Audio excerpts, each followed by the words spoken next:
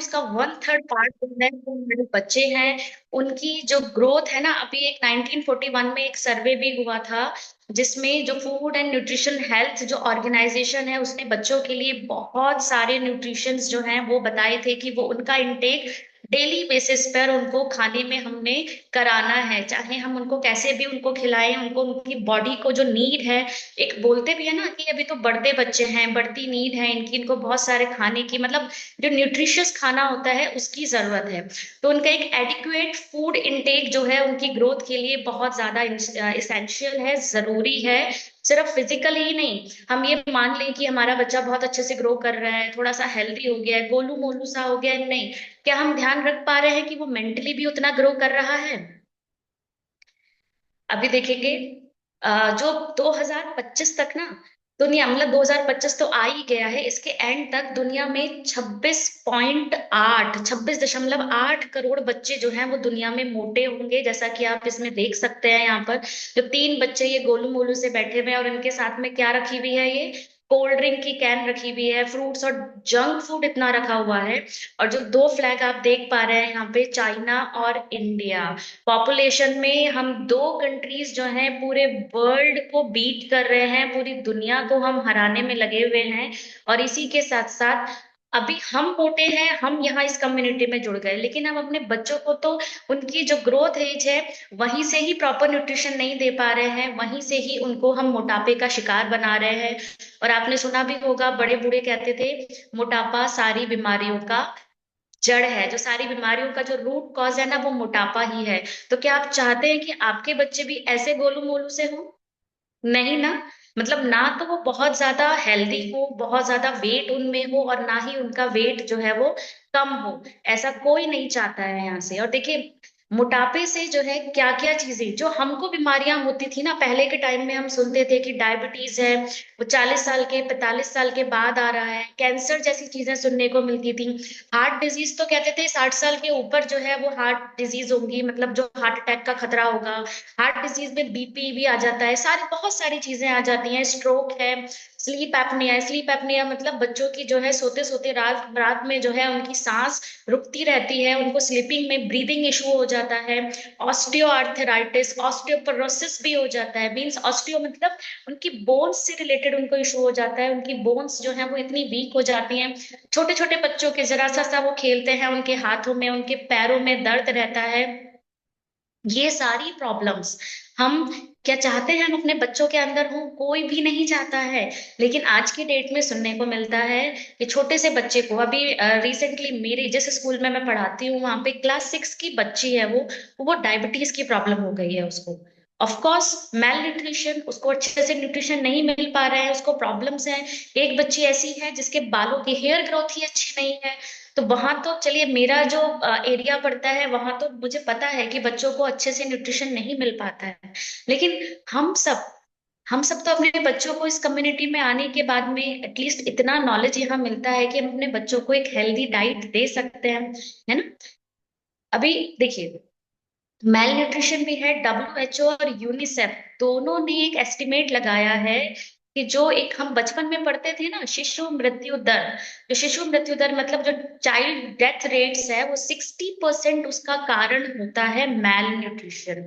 जिसमें सबसे ज्यादा बच्चे जिनकी डेथ हुई है मेल न्यूट्रिशन के कारण, वो एशिया से बिलोंग करते हैं। एशिया में हमारा भारत भी आता है, हमने पढ़े थे ना वो 7 महाद्वीप जो कॉन्टिनेंट्स हैं उसमें। और उस एशिया में जो पूरा महाद्वीप है उसमें से 40% कुपोषित बच्चा वो इंडिया का है, हमारे भारत का है यहाँ पर।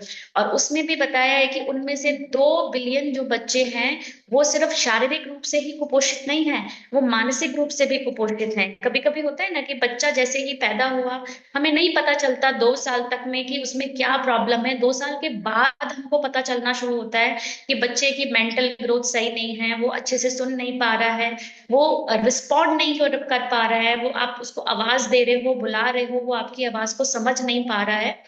अभी देखिए, deficiency of nutritions and physical development, कौन कौन से माइक्रो न्यूट्रिएंट्स की डेफिशिएंसी से क्या क्या इशू हो जाता है? Vitamin D and calcium. Vitamin D देखिए सबको जरूरत है, अगर आप आजकल डॉक्टर के पास भी जा रहे हैं ना, छोटी से छोटी बीमारी के लिए भी, तभी भी डॉक्टर आपको एक विटामिन डी की टैबलेट दे रहा है, जो आपको उसको वीक में 1 डे आपको लेनी है।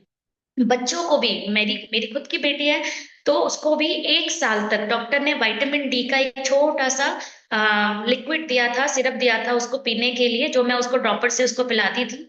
अगर मुझको तब पता होता, अभी मुझे इस कम्युनिटी में आए हुए 1 साल हुए हैं और मेरी बिटिया अभी 2.25 साल की हो गई, अगर मुझे तब पता होता तो मैं उसको स्टार्टिंग से ही 6 महीने के बाद से ही, जैसे ही उसका खाना पीना स्टार्ट हुआ, मैं उसको डाइनो शेक देना स्टार्ट करती, तो मुझे लगता कि वो जो 6 महीने थे उसकी ग्रोथ के, और मैं उसको और अच्छे से प्रॉपर न्यूट्रिशन दे पाती। तो देखिए, पोटेशियम, जिंक, मैग्नीशियम, कॉपर, इनके नाम भी हमको याद नहीं रहते हैं, बचपन में कभी हम क्लासेस में पढ़ते हैं, बट ये छोटे से माइक्रो न्यूट्रिएंट्स हमारी प्रोग्रेस में, हमारी डेवलपमेंट में, हमारे ग्रोथ में बहुत बड़ा रोल प्ले करते हैं। मैग्नीज, इससे क्या होता है, स्केलेटल एबनॉर्मेलिटीज मीन्स, जो हमारी बोन्स जैसे बच्चों की होती हैं कि हाथ पैर टेढ़े मेढ़े या उंगलियां टेढ़ी मेढ़ी होती हैं, इसमें ये बहुत बड़ा इफेक्ट प्ले करता है। और विटामिन ई तो मसल डेवलपमेंट में, हम हमेशा बात करते हैं हमें मसल गेन करना है, हमको फैट लॉस करना है, उसके लिए विटामिन ई इसेंशियल है।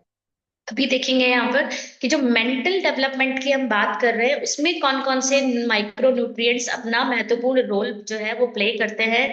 विटामिन बी 1, जो ब्रेन की हेल्थ के लिए जो है वो बहुत ज्यादा इंपॉर्टेंट है। विटामिन बी 2, जो कि हमारी साइकोमोटर, साइकोमोटर जो शब्द है ना, हम समझ नहीं पाते हैं। अगर मैं इसका हिंदी में आपको बताऊं, तो इसका जो है यहाँ पर कि संज्ञानात्मक जो चीजें होती है, मीन्स आपको बच्चा रिस्पॉन्ड कितने अच्छे से कर रहा है। अगर आप बच्चे को आग के पास, पहली बार बच्चा जो है वो डरेगा, लेकिन दूसरी बार वो सीख जाएगा कि मुझे आग में हाथ नहीं डालना है। जो उसकी चीजों को लर्न करने की एबिलिटी होती है, वो सारी साइकोमोटर टेस्ट में आती है, साइकोमोटर एबिलिटीज में आती हैं। और विटामिन बी 2 उसमें इंपॉर्टेंट है। फिर vitamin B 3, loss of memory, nervousness, हमारे बच्चे घबराते हैं ना, शर्माते हैं, स्टेज पे नहीं जाना चाहते, हम साथ चाहते हैं कि बचपन से हमारे बच्चे स्टेज फ्रेंडली हो जाएं, स्टेज पे जाके परफॉर्म करें। तो इसके लिए भी ये जो डर होता है ना, और जो एक याददाश्त है, हमारी जो मेमोरी पावर है, इसके लिए विटामिन बी 3 बहुत इंपॉर्टेंट है। फिर आया विटामिन बी 6, आजकल छोटे छोटे बच्चों में डिप्रेशन हो जा रहा है, बहुत ज्यादा इरिटेट हो जाते हैं, चिड़चिड़े हो जाते हैं हमारे, वो कॉन्सेंट्रेट नहीं कर पाते हैं, ध्यान से पढ़ नहीं पाते हैं, अपना ध्यान नहीं लगा पाते हैं। तो उसके लिए भी क्या इंपॉर्टेंट है, विटामिन बी 6। फिर है बी 12, बी 12 भी मेमोरी से रिलेटेड है, इमोशनल हेल्थ से रिलेटेड है, फॉलिक एसिड है, विटामिन सी है, विटामिन ई है। ये सब के सब हमारे बच्चों की थिंकिंग पावर, इंटेलिजेंस, जो उनका बिहेवियर है, इमोशनल बिहेवियर है, उसको इफेक्ट करता है। आयोडीन, आयोडीन तो सुना भी होगा ना, जो एक घेंगा रोग होता है, तो बच्चों को बचपन से ही, अगर आपने बच्चों का जो है वो टीकाकरण जो बोलते हैं, उनको बचपन से ही जो इंजेक्शन्स वगैरह लगाए होंगे, तो आपको भी एक आयोडीन का छोटे सी बॉटल मिली होगी, आयरन और आयोडीन की, बच्चों को पिलाने के लिए। तो देखिए, गवर्नमेंट भी मानती है ना, हम वहां की सुन लेंगे, लेकिन यहाँ पर हम न्यूट्रिशन पे ट्रस्ट नहीं करते, हम यहाँ डाउट करते हैं, क्या हम अपने बच्चे को ये दें, इसमें क्या क्या है। वही बच्चे जब चिप्स खा रहे होते हैं, है ना, वो ओएस खा रहे होते हैं, जब वो क्या क्या चीजें आती हैं पता नहीं उसमें, हम कभी नहीं देखते कि उसमें क्या ये सब चीजें हैं। बेटा जा, 5 रुपए में 10 रुपए में जाके ये ले आ और ये खा ले। क्यों? हम वहां पे बिना देखे, आंखें बंद करके हम उस चीज को अपने बच्चों को दे रहे हैं, लेकिन यहाँ पर हम हेल्दी फूड के बारे में ना हम सीखना चाह रहे हैं, ना हम अपने बच्चों को वो खिलाना चाह रहे हैं। तो आज से, अभी से, जो ये चीजें आपको छोटे छोटे यहाँ पर बताई गई हैं, ये नॉलेज अपने बच्चों को दीजिए। और इसका सबसे बड़ा जो सॉल्यूशन है वो है डाइनो शेक। डाइनो शेक में वो सारे के सारे न्यूट्रिशंस हैं जो आप अपने बच्चे को हेल्दी मेंटल ग्रोथ और फिजिकल ग्रोथ के लिए आप उसको देना चाहते हैं और दे सकते हैं। और यकीन मानिए, बहुत टेस्टी लगता है।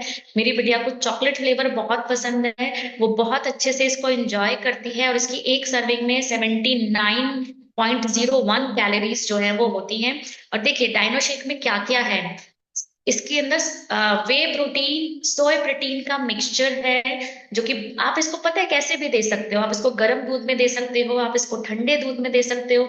अगर आपका बच्चा जो है उसको दूध से एलर्जी है, वो लैक्टोजन एलर्जेंट है, तो यहाँ पर शेक मेट भी है हमारे पास में, शेक मेट में मिक्स करके दे सकते हैं इसको। इसमें 17 इसेंशियल विटामिन और 6 माइक्रो मिनरल्स हैं, जो हमारे बच्चे को डेली में जिसकी नीड होती है वो है। इसमें कैल्शियम है, सल्फर है, मैग्नीशियम है, बोन हेल्थ और टीथ को। अभी छोटे छोटे बच्चों के जो है वो दांत टूट जाते हैं, जो दूध के दांत है ना वो भी प्रॉपर नहीं रह पाते हैं। इसमें कोई भी आर्टिफिशियल कलर और शुगर नहीं है। आपने देखा होगा बॉर्नविटा हॉर्लिक्स जैसी चीजें जब आप दूध में मिक्स करते हैं ना, उनका एक अलग ही ब्राउन सा डार्क ब्राउन सा कलर आता है, लेकिन इसका इतना कलर नहीं होता है, क्योंकि इसमें कोई भी आर्टिफिशियल कलर नहीं है। और ये सारे एंटीऑक्सीडेंट न्यूट्रिएंट्स जो हैं, जो हमारे सेल्स को, हमारे बच्चों की इम्यूनिटी को जो है प्रोटेक्ट करते हैं। बच्चे आज की डेट में मौसम चेंज हो रहा है, बीमार पड़ रहे हैं बहुत ज्यादा, तो ऐसा तो कोई नहीं है कि बीमार ना पड़ रहा हो, लेकिन बच्चे की जो ठीक होने की प्रोग्रेस है ना, जो मतलब टाइमिंग है, वो इससे कवर हो सकती है। बच्चा जल्दी ठीक हो सकता है। अव्वल तो इसका पहले तो आपके बच्चे इसको अगर कंटिन्यूअसली इंटेक कर रहे हैं तो वो बीमार नहीं पड़ेंगे, बिकॉज उनकी जो रोग प्रतिरोधक क्षमता है, जो उनकी इम्यूनिटी पावर है, वो स्ट्रांग हो जाएगी। और अगर बीमार पड़ भी गए तो वो बहुत जल्दी से रिकवर हो जाएंगे। और देखिए कितने अलग अलग तरीके से आप अपने बच्चों को दे सकते हैं। इसका केक बना सकते हैं, इसका शेक बना सकते हैं। मेरे स्टाफ में एक मैम है, उनका बेटा जो है वो लैक्टोजन एलर्जेंट है, वो बहुत जल्दी जल्दी बीमार पड़ जाता था। अभी वो खुद से, वो भी 5 साल का भी नहीं है, और अभी वो खुद से अपना डायनो शेक कहता है, मम्मी मुझे चोको शेक दो, मुझे डायनो शेक दो वो वाला। तो वो मैम जो है उसको मिक्सी में फटाफट से ब्लेंड करती है। और मैंने बोला कि अगर उसको बहुत अच्छे से बनाना है ना, बच्चे क्या करते हैं, जो चीज दिखने में अच्छी लगती है उसकी तरफ अट्रैक्ट होते हैं। तभी तो देखा होगा जितने भी सारे जंक फूड है उनके रैपर्स कितने कलरफुल बनाए जाते हैं, ताकि बच्चे उनसे अट्रैक्ट हों। अभी पर्पल कलर मतलब चॉकलेट, ये फिक्स कर दिया है। बच्चा देखेगा कोई भी पर्पल कलर का रैपर, मेरी खुद की बिटिया जो है अगर पर्पल कलर का कोई भी रैपर देखती है, वो सीधे कहती है वो चॉकलेट है।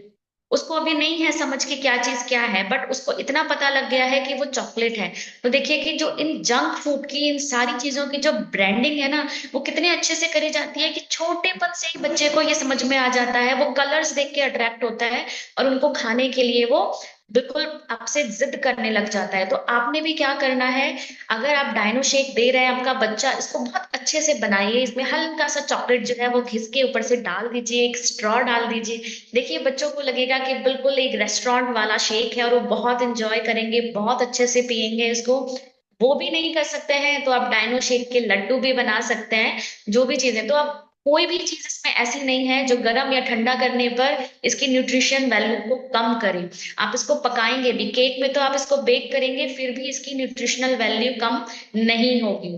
तो अभी देखिए ना, हेल्दी चाइल्ड और हेल्दी वर्ल्ड, अगर हमारे बच्चे ही हेल्दी होंगे, हमारे बच्चे बचपन से ही स्वस्थ होंगे, तो ये दुनिया भी हमारी हेल्दी हो जाएगी। और शायद हमारे बच्चों को इन फ्यूचर में जो बीमारियां आज हमको लगी हैं, या हमारे पेरेंट्स को या उनके ग्रैंड पेरेंट्स को लगी हैं, वो शायद ना हो उनको, है ना। मैंने अपने खुद के लिए एक चैलेंज लिया है। मुझे बोला गया था कि मेरे फादर को जो है वो शुगर है और बीपी की प्रॉब्लम है, तो तुमको भी होगी ही होगी, क्योंकि ये जो बीमारियां हैं ये क्या है, ये सारी वो बोलते हैं ना वो आनुवांशिक है, हेरिडिटरी है। तो मैंने चैलेंज लिया कि नहीं, मैं इस हेल्दी कम्युनिटी को ज्वाइन कर रही हूँ, और मैं दिखाऊंगी कि कैसे मेरे फादर एक हेल्दी लाइफ स्टाइल एंजॉय कर सकते हैं। मेरे फादर को शुगर होने के बावजूद भी वो सारे न्यूट्रिशन कंज्यूम करते हैं, नाइट वर्क शेक वगैरह सब चीजें, उनकी शुगर बिल्कुल नॉर्मल रहती है।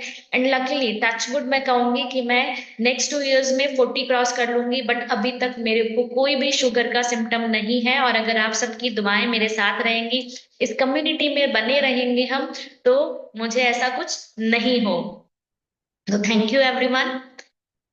इसी के